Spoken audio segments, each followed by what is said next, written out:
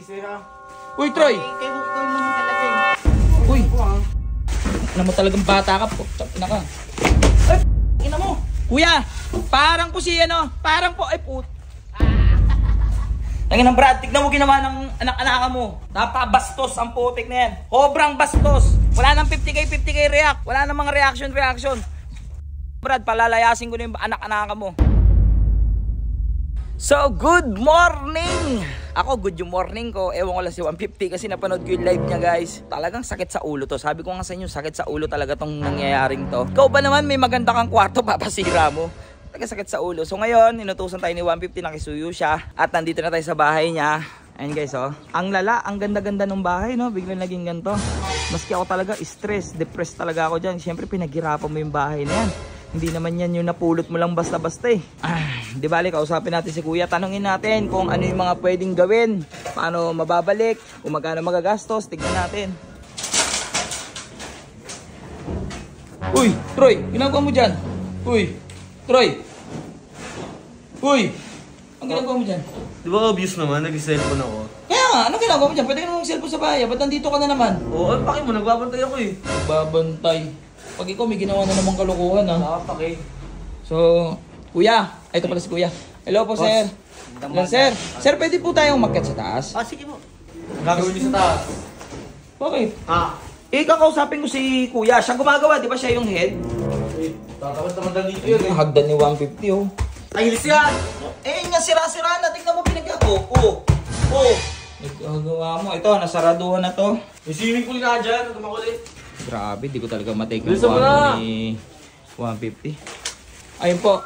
Kuya, nakausap na po ba kayo ni 150? Oo, nagkausap naman ako. Oh, nasabi na po niya sa inyo yung gusto niya mangyari kung paano po mababalik ito. Oo. Di ba po, dapat, di ba po dati bintana ito? Tapos po ito, papuntang terrace.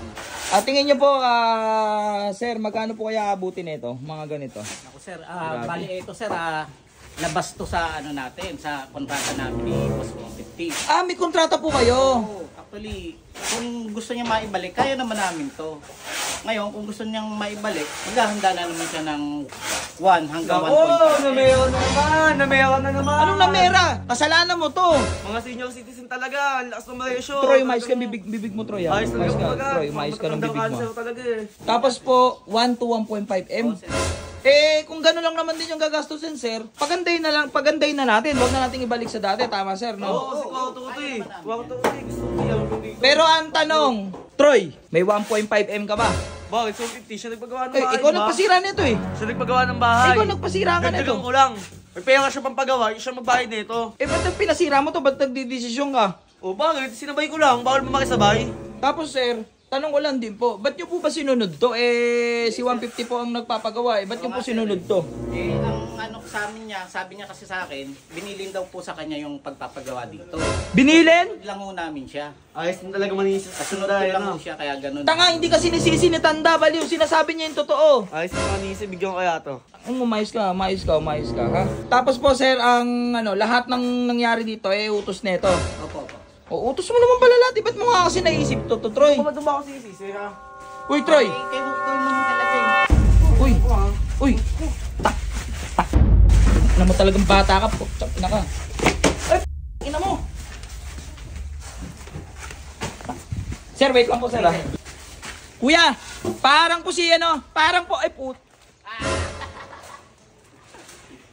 Mutarantado ka talaga. Tayo mo, lalayas ka. Gago, basang-basa ako. Sir, pasensya na, sir, ha. Sige, okay lang. Sir, pasensya na ako. Thank you rin po sa sa pasensya nyo. Bata po kasi yun eh. Okay Pag lang. pinatulan po natin yun, baka tayo pa po mabaliktad. Sige, okay lang yun. Walang problema ron. Pragis na bata to. Tangin ng Brad, tignan mo ginawa ng anak-anaka mo.